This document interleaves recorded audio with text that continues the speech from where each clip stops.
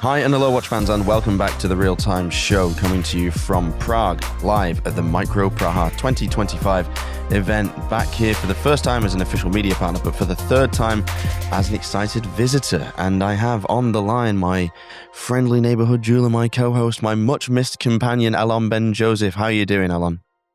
Good morning, good afternoon for where you are. I am so annoyed. I'm not sitting next to you. I'm sitting virtually opposite you. I love Prague. I love the organizers, Bano and Ondraj. I obviously love you. Awesome brands. And I'm so annoyed that I'm not there. We're media partners. So sorry, Ondraj and Banu. Thank you for the opportunity. I'm jumping for joy to hear Rob. How is it? How's the vibe? How many people are queuing up? I saw on the website micropraha.com. So micropraha.com. A huge brand list. A lot of friends of ours are there. Tell me, what's happening there? It's all happening here. That's the thing. This is where people need to be if they're into watches and they live in Europe, especially if you're central to Europe. This is the place to come. 80 brands, a massive increase on last year. They've opened up a second hall now, so it's based in the train station, the central train station of Prague, which is a very interesting, large, and sometimes quite tricky to navigate station on the functional side, but on the ornamental side, where we are with this historic building, it is a glorious space, incredibly high ceilings, peerless cornicing. It's just stunning. Like the room I'm in now, you can't see it, and I can't really take in its grandeur with a camera, but it's palatial, and it's honestly one of the best environments. I mean, I said this I think a couple of weeks ago when I was at SEW, the other major fair in Prague, which just happens to be 2 weeks away from this one. That's held at a palace by the river, and that's incredible. Maybe the most beautiful space in the watch event game, but the one that rivals it for the top spot is this, and they're both within Prague, and they're both within a fortnight of each other. It's a scene, man. It's developing, and we're seeing it grow. We've got 4,000 people projected to come through the doors over the weekend. That's up on last year by about 15% How many? in total. 4,000. Wow. 4,000. I know, it's incredible, and it's really obviously busy. You asked, like, are people queuing up? Is there a crowd? Yes, there is. At 10 a.m. every morning, it is absolutely rammed. People are bustling around, waiting to get through the barrier. Security's good, which is great. Everyone's being well behaved and controlled, and there's no drama. But yeah, the popularity is Amazing. unreal. So is it mostly Czech people or people from abroad coming? I guess like it's clearly mostly Czech people in terms of like the majority representation, but I'd say it's probably half and half in terms of locals and people traveling in. There's loads of people traveling in. Some people have come from the States. Wow. One guy, Gio, I was out with last night, he's from Puerto Rico. That's a long journey to get to Prague. That's quite a statement, I think. And I think that's the power that Banu and Andra have. Like, that's the thing that really resonates about this. The closest fair in terms of feel that I have been to is probably the Festival of Time in Ireland with Johnny and the rest of the, really high-end independents that tend to show their wares there. That's that feels like a family get-together. That feels like a reunion of sorts. And there's that kind of vibe here. Like how Nicholas always says about, the brands in Britain, like working together and collaborating, and a rising tide raising all ships. I think I said that on the last interview with Botta Design, actually, but it's true. Like here you really feel it. There's that camaraderie, that togetherness, and a really relaxed atmosphere because of that. No egos. Great. So I would actually be very keen for you after we finish this recording to either FaceTime me or we go on an Instagram live and you walk around the hall. Is that an idea? Yeah, I can do that 100%. Like it's something you should see. And, it's changed a lot. Like from the first year it was in a hotel, great location, really nice. And nobody obviously knew it could be so significantly better. But what they've done every year, stepping it up, not just the location, not just the number of brands, but also the facilities and the care that Banu and Andrew have taken in organizing the event is palpable. Like people really appreciate the organization, everything's set up when they arrive. I mean, I'm recommending it to every new brand that's come to scope out the fair to see if it's an environment for them. But good luck, you might not be able to get in because there is a finite amount of space here, and I think they've used it all this year. So 80 brands. We're not going to cover that in 1 hour on Instagram Live. I hope to see a lot. Let's just run down the brands. By coincidence, one of my favorite brands run by one of my favorite guys starts with an A, Arcanaut. Are you guys there? Are you exhibiting besides recording a lot of content? Yeah, we're exhibiting, and our stand is in the entrance hall corridor. So one of the first ones that you see directly across from the entrance to hall number 1, and it's being manned at the minute by Miklas from Chronoshop, which is our retailer here in Prague. So very competently taken care of by him, and I'm popping out and helping out whenever I can. But he doesn't need any help. He's a real pro. So yeah, we're there. We are there. But I'm mostly here, hiding in the media lounge. My second favorite Arcanaut ever. Obviously, the Fortnights are very high in my pecking order. The second one was the Garnet Goblin. Did you make that? No, with them? Wasn't it special for them? It You was. used Czech garnets, didn't you? Yes, we used garnets in that model from the Granat Turnov mine, which is about an hour and a half drive away from Prague. Jan Ledmansky at watch_the_food on Instagram is the real architect behind the project. He connected us with the Turnoff mine, and we built the Garnet Goblin as a special edition for Chronoshop to help establish the presence of the brand in the Czech market. And Jan has worked tirelessly getting Arcanaut coverage all around the nation, in Poland as well. It's just remarkable what he's been able to do. So I would recommend that to any brands hoping to break into Czechia. Get a contact like him on board, someone that will just be a absolutely inexhaustible source of support, and go from there. Amazing. So, because obviously I like gemstones, you guys crushed it, made a dial out of it, and then you made this. We didn't crush it. This is actually distinct. There's two reasons why we didn't. One, if you crush garnet into garnet sand, it loses a lot of its color, a lot of its redness. It becomes like brownish. You can make a kind of salmony compound from it that's not hideous, but it's unremarkable. But there's also a rule in Czechia that garnets can't leave the country until they've been polished, until they've been finished. And this was installed by Empress Marie Therese, I don't know how many years ago, 150, 200 years ago maybe, to establish the gold standard of garnet production or procurement in Europe, in the lands of Bohemia, Silesia, Moravia, the areas that make up what is now Czechia. And therefore, we had to respect that tradition. We received the garnets roughly finished to 0.8 millimeters in thickness. We fused them together with a UV-resistant binding agent, and then we polished them down to a flat surface and hide that surface behind a layer of sapphire. So that's how we build the dials. It's, yeah. So cool. And you guys drop one gem after the other. You see, I didn't see it in the metal yet. The picture is ingrained in my mind because you made a scrumptious picture because you put it on top of grains of pomegranate. Yeah.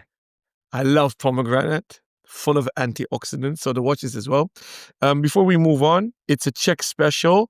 Is it sold out or still available? Can you obtain one at the fair? Where can you get that watch? Our sales model for this is quite novel as well. So Chronoshop stocks it. They have a couple of physical pieces in stock at the moment. There are still some pieces available. It's a limited edition of 66. So there's plenty. Like, you don't feel too pressured to rush out and buy it, but we've got watches to sell. We also sell it ourselves directly. We've established this way of working with retailers, which I implemented because I know that a lot of brick and mortar retailers are under extreme financial pressure. Like, the cost of everything is going up: staffing, gas, electric, whatnot. Just keeping the lights on is a trial in many, even very long established retailers. And there's not as much money as there used to be in terms of like taking a flyer on a new brand and buying in a load of stock. So what we do is we offer to create a special edition for a retailer that will be sold by the retailer and by us. But every time we sell a model, we give a percentage, the same retail percentage actually, that we give to the retailer, back to them in a credit note so they can use it to buy stock effectively. So we're trying to give them a lift up, so an investment-free start to being a proper retailer that buys in stock from us. Because we could supply all the stock on consignment or APRO, as they say in some parts of the word, but we'd really rather have people buy in stock because it's easier for us to manage our workflow, gets money in the bank. It's better for the retailer because they can have a higher margin, because if you're giving something on consignment, you normally reduce the margin to more like a finder's fee or a commission. So that's why we do what we do. People can buy it directly from us. We will ship it anywhere in the world, and Chronoshop will not miss out on their percentage. We will give it to them to make sure that we're playing by the rules that we established. Very chic of you and shows long-term vision and partnership. Talking of partnership, obviously we have to jump to Czech. Are there any Czech brands? The one I know is Robot. And before we discuss Robot, this gives me a segue to give a little shout out to Andra and Banu. They organize Micro Praha. Today they have a boutique showroom in Prague called Infinity Watches, separate of the Micro Praha fair. These guys are so elegant. They're very modest, but I want to give them a shout out. They made a cool collab with our friend Cornelis of Circula. They recently dropped a Robot collab.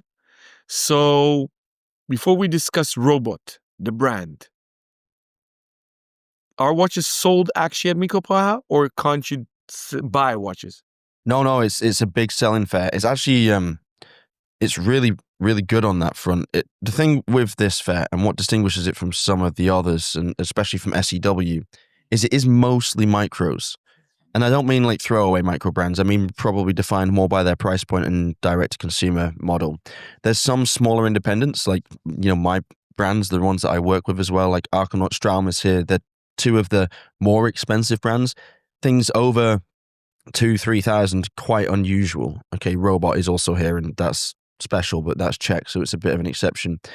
So there's a lot of sales. I don't know if it's better than Wind Up. I would doubt it could be because of the pure volume of visitors that they get through the doors in New York, for example. But it's great. People are selling multiple pieces. It's a very easy process in most cases. Most brands have got QR codes set up, so it's a really easy checkout, and people can walk away with the watch. Amazing. Okay, so let's give a shout out to Robert because they are Czech.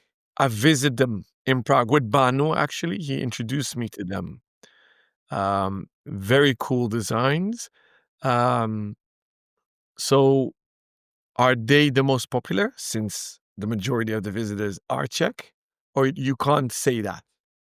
I can't say with any degree of certainty, mostly because I've been in my little media bubble for quite some time. And when I have been out and about, I've been mostly about Argonaut. I've been standing on the stand. I haven't really gone around and tried to figure out which brand is getting the most foot traffic. To be fair, the place is rammed. Like it's not as bad as like Wind Up last year, because Wind Up did a good job of like changing the layout of stuff this year so that the flow of human traffic was much more efficient. But 2024, it was like very congested. We don't have that problem here, but most stands are 2 or 3 people deep at most times.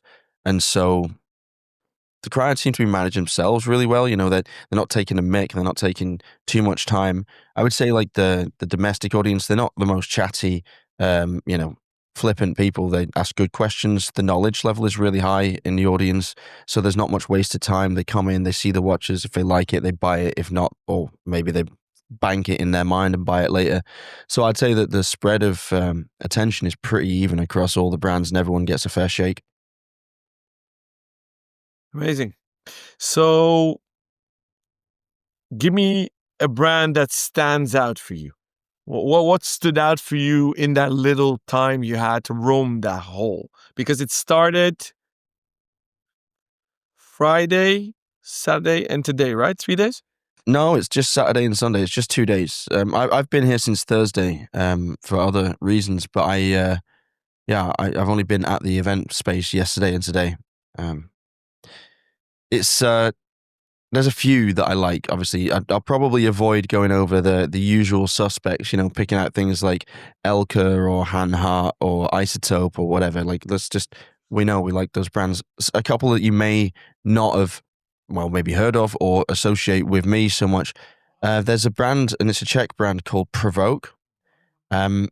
they make these like really over the top watches as far as I describe. It's like everything's just been. They look like the watches are on steroids, right? They're pretty big, they're bulky, they're brash, they're in your face. Fonts are huge. Everything's like sans serif, like very like bold, clean, hyper masculine, I would say. Which won't be for everybody, but for me, they're like really interesting. Like it feels like a project born out of a definite identification of a need in this area, and they are super popular with the locals. They're like really proud of the brands, and they fly off the shelves whenever they're available. And And another one that I really like is MD Watches Studio, is like I think the full name of the brand. They do a really recognizable watch. I'm sure you'll have seen it at some point. It's called the Catarix, which it's like a it's got two subdials, like a 24-hour subdial and a go-in second subdial, and then the minute hand is large and mounted in the center. Looks a little bit like a off-center regulator. It's got this really old-school scale vibe to it, and they're a few €100. They look like they should be a couple of thousand, but at least, to be honest. But they are a ridiculous value proposition. Finishing is really good for that price point, and I love getting them on my wrist. you see, and that's why I like to go to fairs, because I've never heard of Provoke. I just went to their website. I'm looking at a second screen. When I turn my head, I'm looking at another computer. And the Provoke website is provokewatch.com. It's fully in Czech. There is a low resolution render on the homepage. It's like, it's almost pixelated. I think it's less than 50 DPI. And there are just 3 buttons for the menu. Everything is in Czech. And that's it.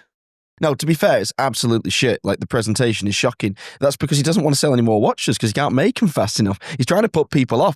Honestly, I tried to buy one off his wrist last year when I first found out about the brand. When I'm not sure he was showing or if he was just visiting, but he was like, "Yeah, no, I don't want you to buy one because I just don't have any more to sell." This is epic. This is like a HTML website from the late 1990s. Okay, awesome. So that's very cool. It's interesting that you mentioned MD. I've indeed seen the watches on Instagram. They look like Louis era Colabriani halter-ish vibe. Very cool. I see that Infinity sells them. So if you can't attend the fair and you want one and want to buy one, you could always reach out to Banon Ondrage. Okay, Rob, let's pick up pace. Names that I don't know, maybe. I see a Dutchman there, Kleinsberg. I'm not visiting them, I'm afraid. So I wasn't doing that deliberately. Brendan. He made a watch with a tribute to Huygens. So that's very cool. If I was there, the first stand I would visit, what was it? Let me quickly go through the list. While you're doing that, I just want to add something to the MD discussion. The Catarix is a specific model within the Supernatural family. So the model line is called the Supernatural. The Catarix is the grey dial, which is my specific choice. It's my favorite. It looks incredible in real life. It's the most subtle and the most versatile, in my opinion. And they have some really great strap options in highs, but this thing would be a strap monster anyway. It would go on almost anything because of a neutral color palette. So yeah, that's the Supernatural Catarix is my choice, but there are loads of other versions of it in the collection. There's the Taranis, the Triskel, the Toneros, the Trinity, the Ogmios. You don't want to mispronounce that one, trust me. The Nodens, the Conand, and the Alenus. So there you go. There's loads to choose from, but they're all Supernatural models, and they are exactly €459, which is, well, quite frankly, preposterous. So the one I would walk to is DUG, Deutsche Uhrenmanufaktur Glashütte. So do you see the power of retail? Baan and Anders both are crazy about Glashütte watchmaking, like you and I. Actually, Bano and I clicked over Nomos, and I actually met Ondrage the first time in Glashütte. So that is our common passion, and obviously you guys are a stone throw from Glashütte, where you are in Prague. Now, I did not know about DUG.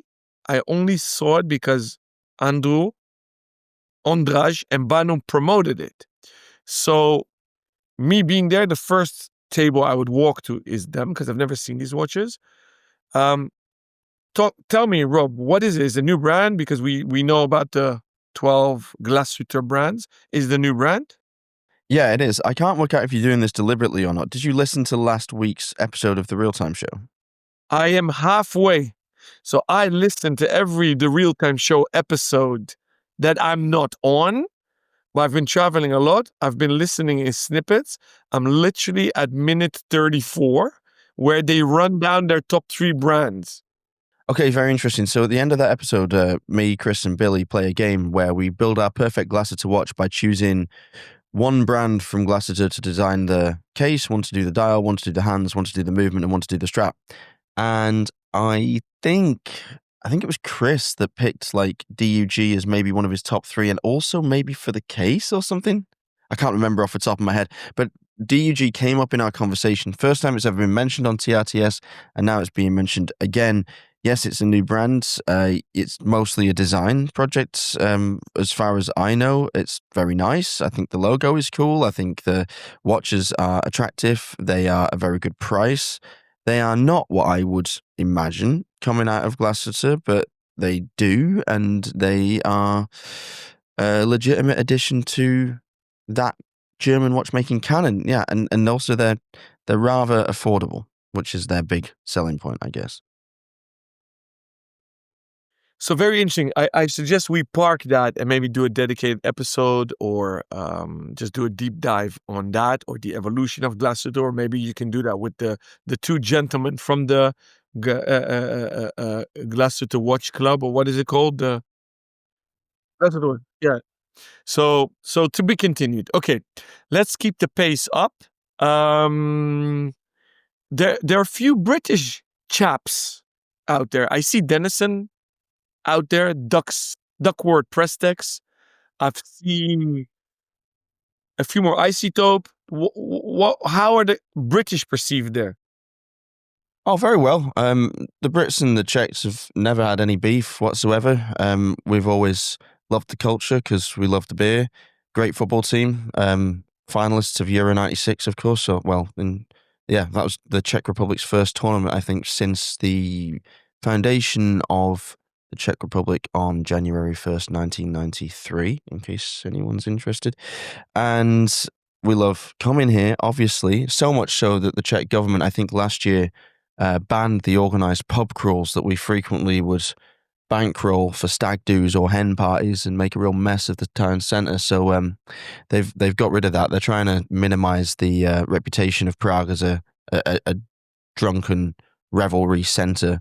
It still does the job if you come out here. Obviously, the beer's incredible, and there's plenty of shops selling fine Czech pivo, and I would recommend that to anybody. And the British brands are similarly well received. Britain's got a really strong, identifiable character internationally, and while they may not like us all the time, I think the sort of notion, the romantic notion of Britishness is quite popular around the world, and it's just reflected here as well. Very interesting. Then we have to jump to the French. How is the relation with French, the Czech? I've seen some French brands out there as well. Yeah, I mean, you know the problem. Like, nobody likes the French. The French don't like the French. That's kind of the running joke. But in the same way, nobody really likes the British because everyone's a little bit scared that we're going to try and take over the nation as soon as we get there. Where everyone really loves the French. So it's the same here. I think we all love it when brands have that sort of beautiful national flavor to them, and the owners epitomize that. And I want my Dutch brands to be as Dutch as possible. I want my German brands to be as German as possible. I think it's why Fears is so successful, because it's about as British as a brand can be. And we've got Awake here. Lillian and Thibaut are both present and very active with an incredible array of watches. They have released so many pieces this year. Hard to keep up. They feel the same. They're planning to consolidate somewhat in 2026 to really grow what they've already established as the tenets of the brand. And I think that they're rounding into shape now as a born company, shall we say, because Awake obviously had its first chapter of existence where it had a very different design language to what it does today. But the variety of the pieces that they have now and the amount of stuff there is to get excited about is incredible. So they're here. Nicholas and his team from Beau Bleu, one of the most like visible and beloved small brands of the last 5 years, is here, and they're absolutely flying. The watches have really matured. The design language has really settled into itself, and in my opinion, that they've already made it. They're one of those brands that I feel will be around for a long, long time. So yeah, wonderful, wonderful to see. Going to Italy, I see Econeutra. I saw Venezianico. How is that? Is that doing well? But I see a strong focus on sports watches. Is that correct? Yeah, it's quite the preference in this part of the world. I think larger diameters are still quite popular here, like something rugged and utilitarian, somewhat military. It generally goes down quite well. I mean, just look at Provoke as an example. That's maybe to the nth degree of all those characteristics, but there's a reason why that is a popular Czech brand and speaks to the Czech market. It's the kind of thing that generally is beloved. Although I must say, there are a pleasing number, or a percentage at least, of female collectors here. Like, it's not as male dominated as it certainly was in previous years, and many fairs have been since the dawn of time. It is like a noticeable that there's a lot of women that like know their stuff, that are part of the community here, and that are coming for themselves, and they tend to prefer like the more artful stuff, generally speaking. Pauline's doing really well. There's loads of attention to that brand. I think that really speaks to people over here because of the bright colors, the amazing typography, the extremely wearable cases. Lucy was on the show yesterday. It's already out on on YouTube, so tune into that if you haven't seen it already. Like, they're flying over here, I think. And Venezianico, I think, is a brand that it's a bit all over the map for me. Some pieces are totally not my interest, and other pieces I can't believe they exist at that price point. And they've tried some different stuff during their existence. I actually backed them on Kickstarter for their very first release. Had two of them. I've given them both away since to neophyte collectors who I thought would appreciate a kind of sub homage as those models were. I think it was called the Nerida, Nereide, I believe, back in the day. But they've done some stuff with like their own movement, which is surprisingly gorgeous. Like, it's infallible, I would say. Like, at the price point, just wonderful. And they have this like really cool like platinum dial model, which is just looks a bit like a Parmigiani, and I mean that in the best possible way, because we love Parmigiani, and it's an affordable version thereof. Also, don't sleep on their actual custom integrated bracelet. The center links are really an unusual shape, not something you see all the time, and a lot harder to do than people realize. Like, it's not easy to make curved surfaces bear against one another, and that does it really, really well. So yeah, that's my feeling on Venezianico. And we did a tour around the world. The Swiss, you mentioned Elka. Elka is obviously Swiss. That's the Swiss. The Swiss. Of the Swiss brands, I would have walked over to Favre Bull. How are they doing there? Because they're rather classical as a brand, I think. I like the design language. It's they're nice watches, is what I would say. I honestly don't have a huge attachment to the brand. Yeah, I could imagine why it would very much appeal to somebody, but it's within that bracket that I always struggle once I find myself trying to choose between going anywhere but Nomos. If I want something like that's sort of reduced and elegant and maybe monochromatic, I would go in that direction. So yeah, um, maybe not my cup of tea, but nice smartwatches. Oh, I just wondered, are there lectures or other activities besides handling watches, having a drink in that beautiful hole? And and another question that popped into my mind while listening to you, do you think they can push upwards in price levels? Because for Infinity focuses a lot on creating a platform for independent watchmakers. Think of Dornbluth, Habring,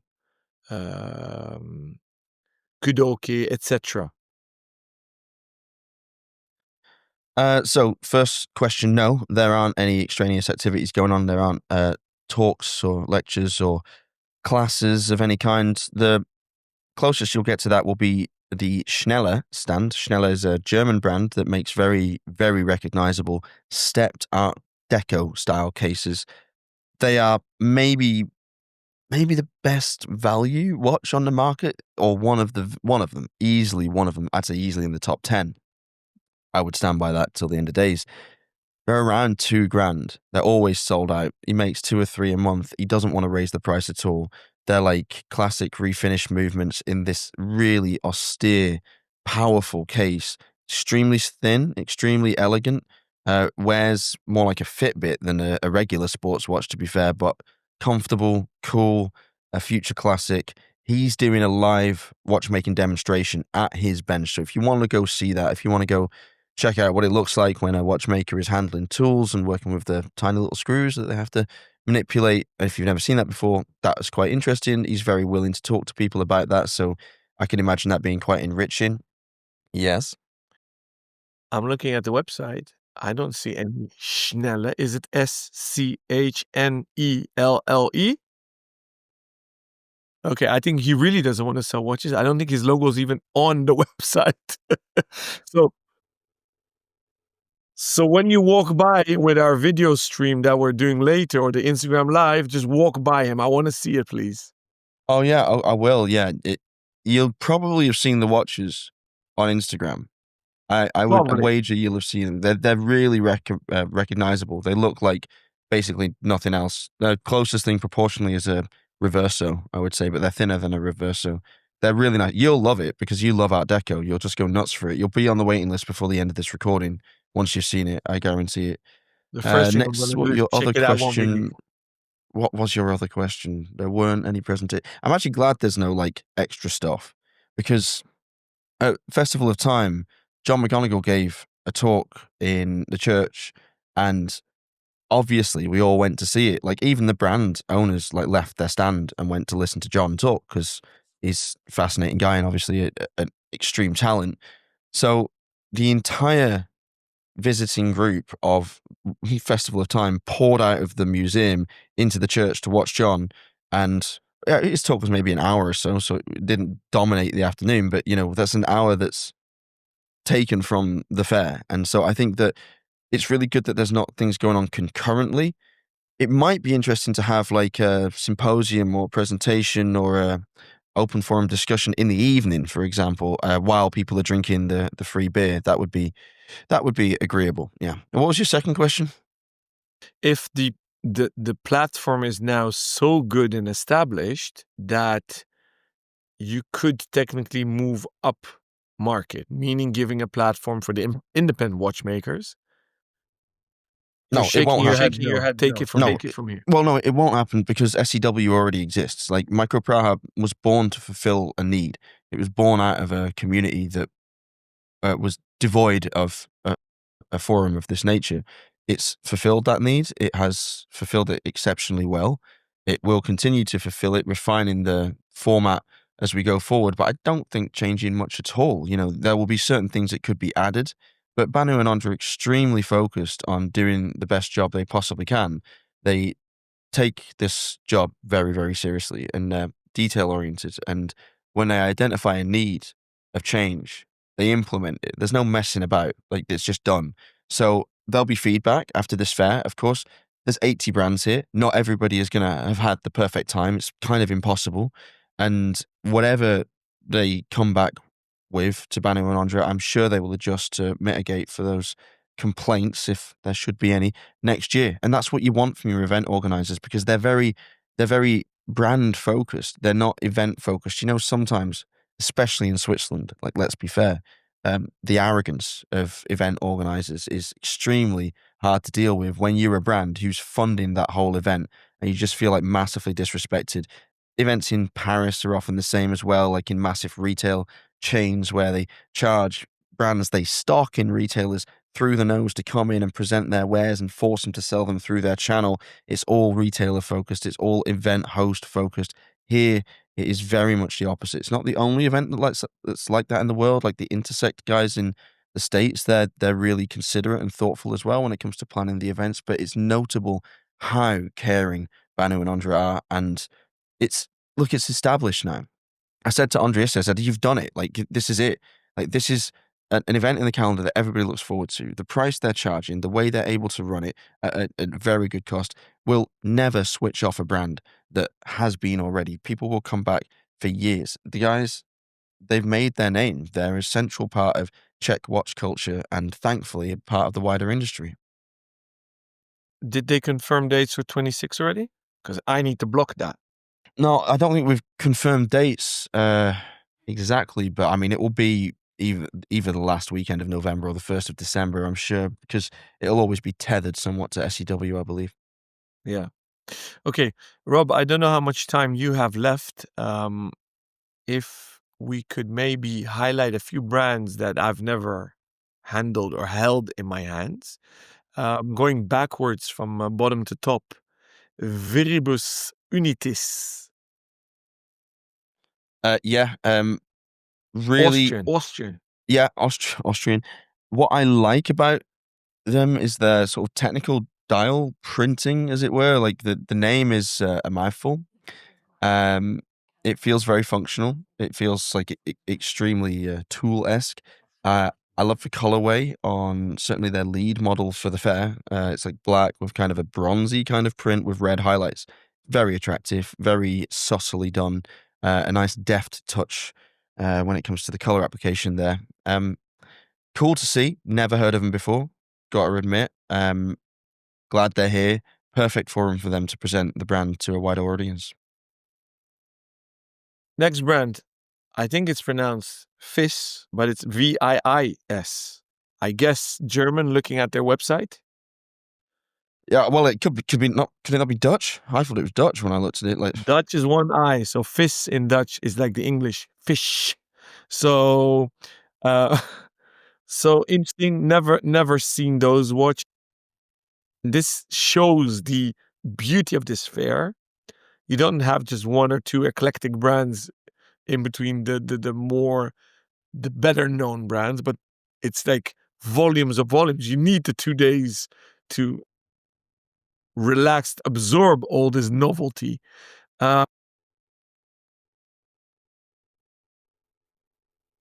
Next one, Vario. yeah, yeah. You're not familiar with Ario. No, give me an elevator pitch. Where they're from, what vibe? Where are they? Where are they from? That's a good question. I always forget where they're from. Are they American? I can't remember if they're I American. think so. And well, I think the sort of shtick is that they take like pocket watches and make watches out of them. Really, like they have the big like trench watch style thing. I love the fonts in this style of watch. So cathedral hands and these like very bold, blockish, shadowed serif numbers wouldn't normally be my thing, but like in this style with their button over bun straps, which is a very nice touch actually. Button over buns are really good because you can really remove the watch very quickly from them, which is often a complaint people have of bun straps in general.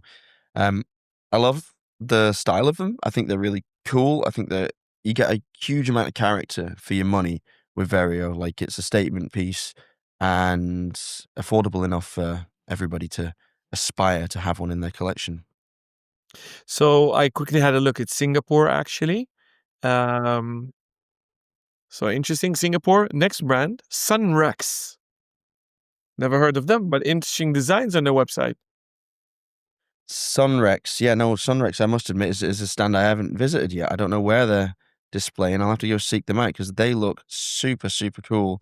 It's, to be honest, takes me back, like looking at the watches on the website. I designed a watch not too dissimilar from this many years ago when I was an apprentice, like a real swooping case, and I'm not sure what it's made from. It looks like it could be plastic, which I have no problem with when it comes to those kinds of designs. It's great to see, and I can't wait to try on some of their stuff because it's there's a lot going on. There's a lot of variety in there, but it's a welcome addition to the crowd. I'm talking about the 321, by the way, the Art 9 edition. So it's a collaboration with, I assume, an artist, but it's really, really cool. I can keep on going on for hours. I'm looking at my watch. I just flew back late last night from Amsterdam to London because I had event there, launched a collab. You and I launched a collab 4 days ago, and I see the beauty on your wrist. I'm still waiting for mine. Please let me have a look to enjoy it a bit more. I've been overwhelmed with responses from both media, our colleagues, and collectors. So I don't know what the responses are for you on the ground. It's fantastic. Yeah, I mean, I'm wearing the prototype. You can see I've got a fixed movement because it's set up for photography. So that's why I'm wearing the Casio on the other wrist, so I can actually keep track of where I am. But people are ripping it off my arm, basically taking pictures of it, walking around, showing people they love it. It's a nice balance of things. It's got a more Submariner inspired dial layout than the standard Alpina C-Strong, and it really works well with it. I mean, we've seen lots of brands use that marker format, but it works really well in the C-Strong. So I'm curious actually, because Alpina technically on paper is a micro brand as well, because it's part of the Frederic Constant group. They're not. No, but I mean it's a fan favorite with collectors, and it has this picturesque vibe about it. Do the crowd that walk around there, are they affectionate towards Alpina? Surprisingly so. Yeah, I completely disagree that Alpine is a micro brand. I couldn't. Well, no, I'm not saying they are. They could have been. Well, okay, but they're not. In the feeling, because people sympathize with micro brands. It's the underdog. You favor the business. You don't feel they're ruthless in the behavior, and the price quality ratio is fair. That's often with micro brands. I do see what you're saying, that there's some similar traits that are often represented by smaller independents, shall we say.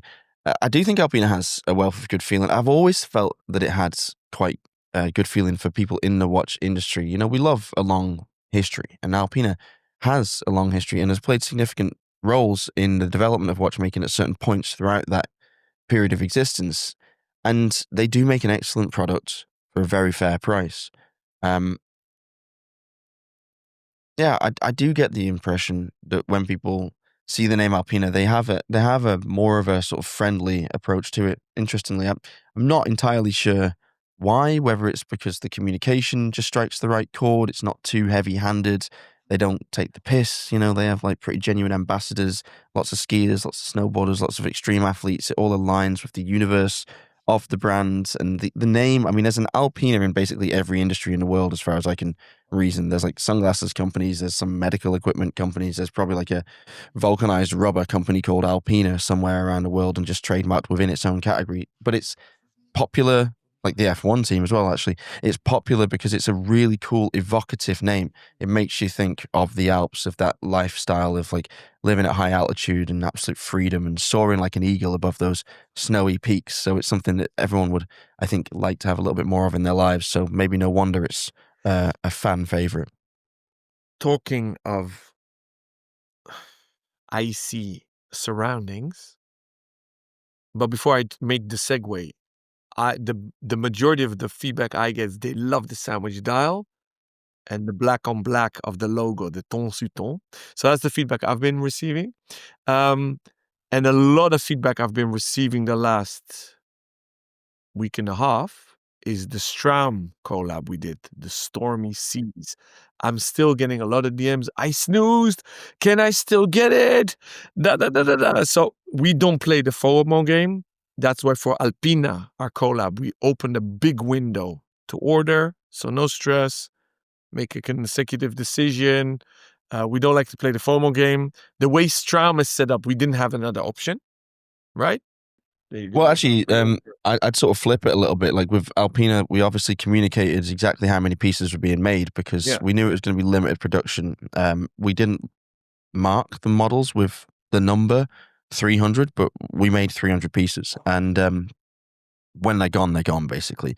We didn't want to go down any kind of FOMO route, but because of production planning and logistics on a big company, a group-owned company. Sometimes like you have to know exactly what you're going to make, when you're going to make it, and how you can divide your case supply to what, so you don't disappoint people. And we decided in the end it was probably better to be very transparent about that, so people were all aware of what they were up against if they wanted to get one.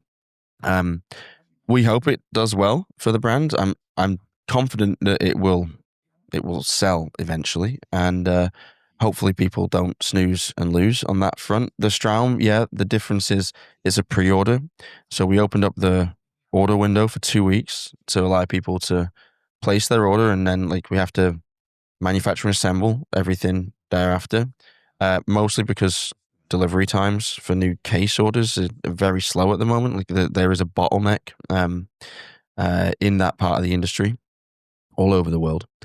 And as we said during the order window of Straum, like that model is not necessarily like a one shot. It's not limited to a number. It was only limited availability.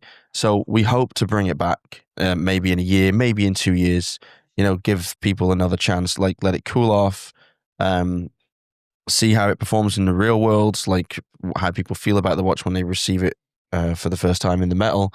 And then, yeah, there's a chance we'll reopen the order window maybe a year from now or maybe 2 years from now, depending on how the product development and release plan looks for Straum in 12 months. For those that snoozed and can't wait for that year, does Straum have watches in stock that they can obtain before the holiday season or at the Praha fair? Are they for sale there? Yes, there's some models in stock. So the issue really in terms of the waiting time and the delivery time for the Stormy Seas is the titanium cases, which were launched after the steel cases, have just flown off the shelves. So the boys had to make a reorder much sooner than expected. And the delivery times are minimum 5 months, minimum at the moment. Good news is the quality is great. QC failure rate is extremely low. Like what you get for what you're paying is top drawer, but yeah, you have to wait, unfortunately. But there are steel models in stock. There's a few titanium pieces that have already been assembled in the core collection, so you can get the white, the green, the blue, and the black. The Arctic collection with the really funky multicolored dials, like the Northern Lights, the Meltwater, the brown one, the Tundra. It's pretty cool. And the Arctic Sunset, although I can never remember what they call that one. Alpine Sunset? I can't remember. It's beautiful. The pink and blue. Gorgeous. Some of those are available. So good Christmas presents.